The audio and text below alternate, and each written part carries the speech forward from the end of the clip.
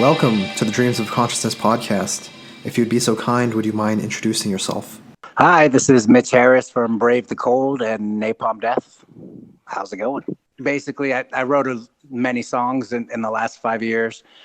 I was so busy with Napalm for maybe 26 years, and my parents needed me at home, so I basically stopped touring. I did everything I could to finish the Utilitarian tour, and I finished the Apex Predator album right before coming to help my parents. And so, yeah, in that 3 years, I lost both of my parents and basically relocated my family here and had to start from scratch. And I had many songs, and Napalm had been busy recording without me. Shane wrote a lot of songs, and I kind of wanted to work on my own thing after a while, doing more vocals. And I demoed some vocals, and I started to see that maybe there was a different kind of energy that I wanted to explore. So I've recorded all my songs basically on just demo stuff, drum machine ideas. And I was writing to Dirk Verbeuren email, and, we'd met times in the past. And he's just amazing drummer, friendly, enthusiastic guy, and a big fan of underground music. So I said, hey, here's a bunch of songs. If you want to play on a couple, let me know. And he chose 12.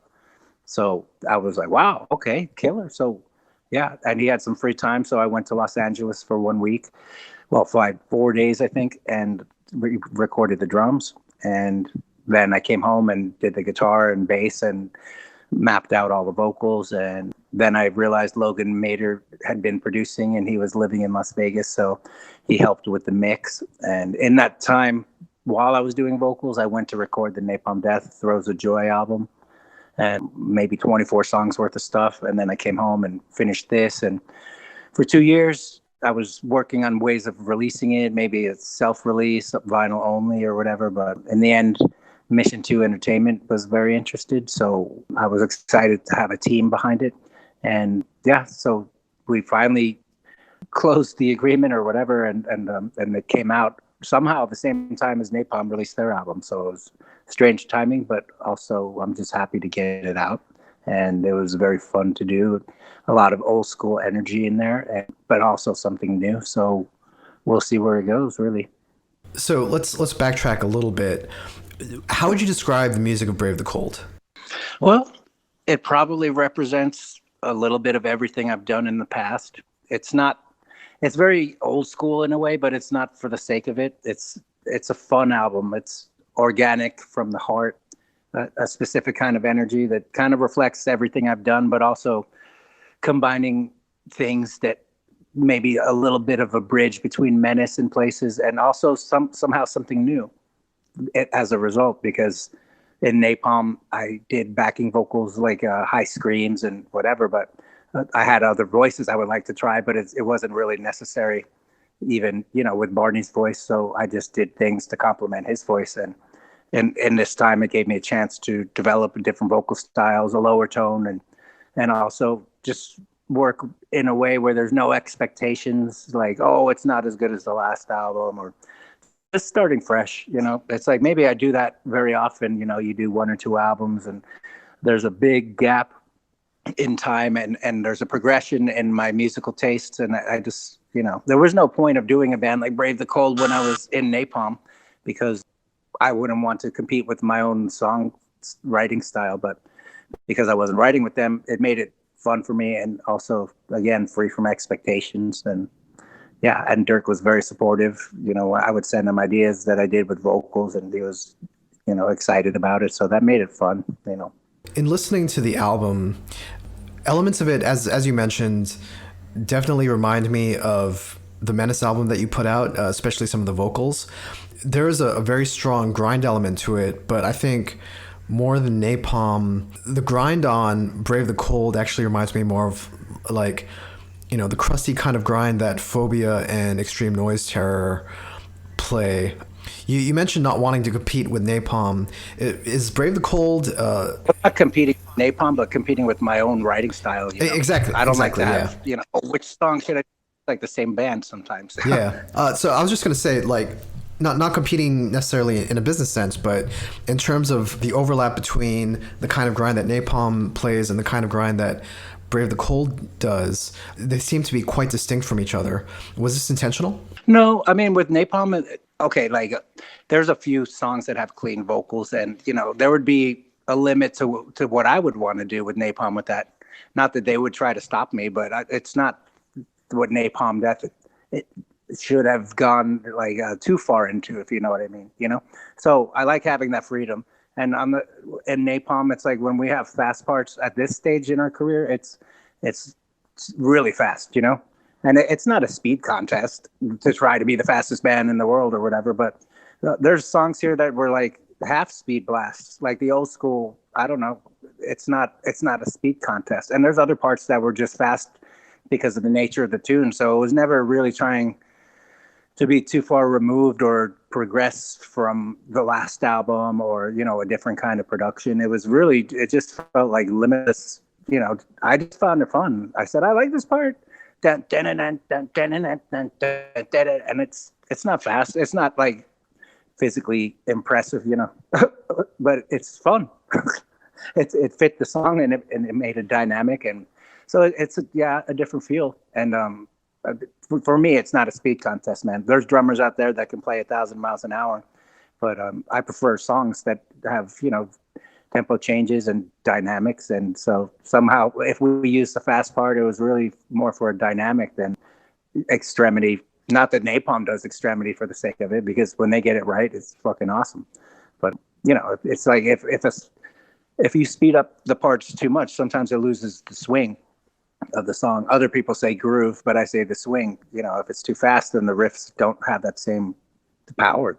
The power from the bass and the sustain. So yeah, it was just not so much experimental, but just a case of freedom and anything goes, really, and more like a reflection of our past, and not just things like my past of Righteous Pigs, Defecation, blah blah blah, but other bands that I grew up with, and also that Dirk also liked, Celtic Frost Parts and old school Slayer, Exodus, Death, Leprosy stuff, DRI, Cryptic Slaughter, just that, and see where it winds up. I mean, that's probably more like my vocal range anyways, and that was just fun for me.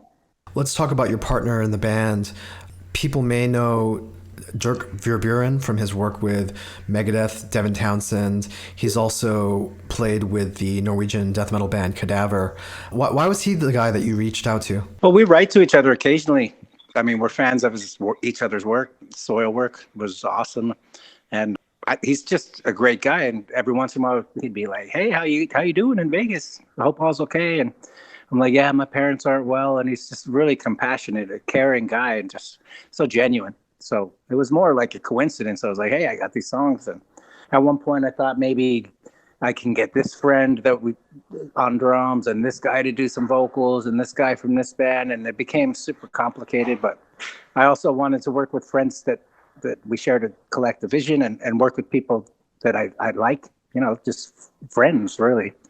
And when he chose 12 songs, I mean, it really is a lot to ask somebody, "Hey, will you play on my album?" When you're busy in another band, to take time to do 12 or 14. We wound up doing 16 songs, I think. And who has time for that, But he was excited about it. So, and because he's living in Los Angeles, it was like a 5-hour drive, and just went there and made it happen. And it happened very naturally. So I think you mentioned that you've been working on this for about 2 years.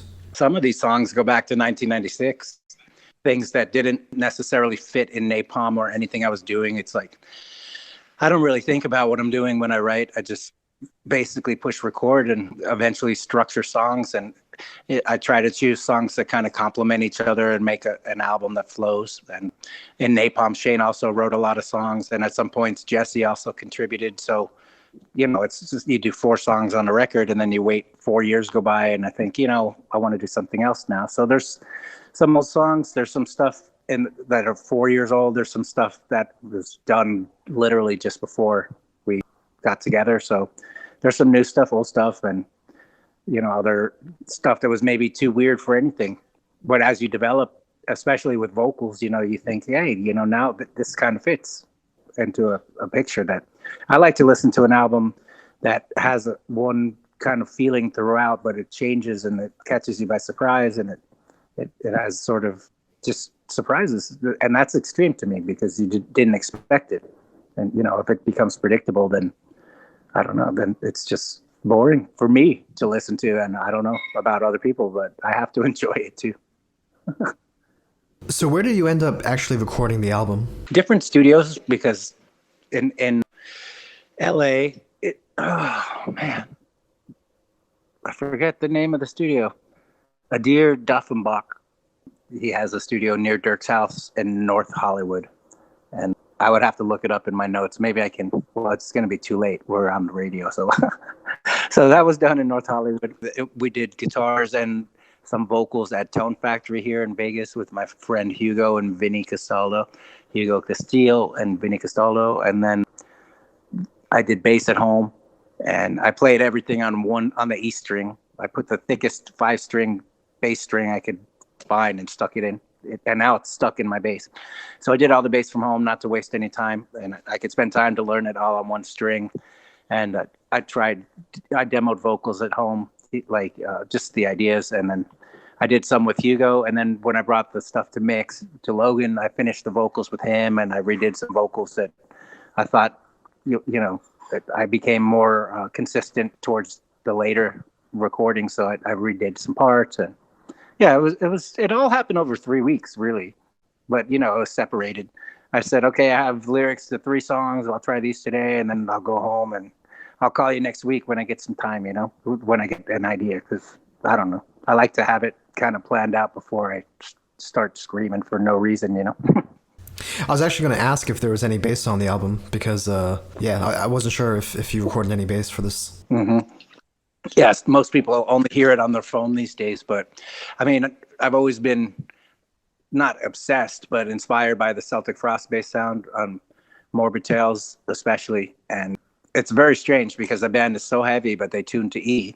And when I was in the studio, I got a similar bass sound, but it's just you can't do. It's unbeatable, the Celtic Frost bass. Martin Ain, I don't know what kind of bass he used. I don't know what amp he used, but if you listen to the mix, the bass is very loud, and the guitar's maybe not as loud as that we have it in our style of music. So it's there, and if you have the right system, it's really, it's a full sound.